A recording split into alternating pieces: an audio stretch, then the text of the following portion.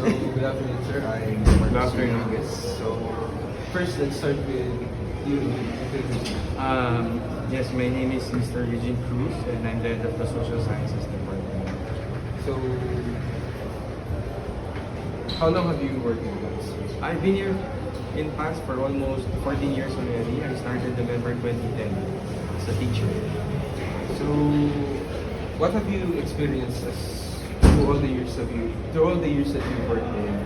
What have you Well, experienced? if I can share some of my experiences in SPAS, it's really fun because one of the reasons why I chose teaching is because it's a continuous learning kasi.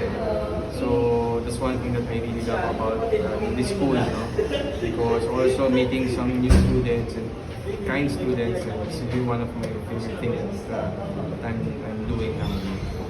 So, for our last question, sir. So, what can you say about PATS as an educational institution?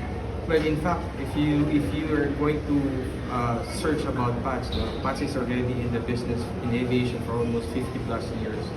So they're the ones who's really established in aviation. And that's why, as you can see, there's a lot of opportunities and a lot of the companies are being, prioritizing PATSers for their graduates.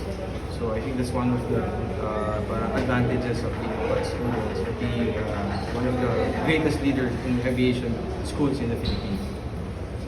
So, that's pretty much. Lord, thank you.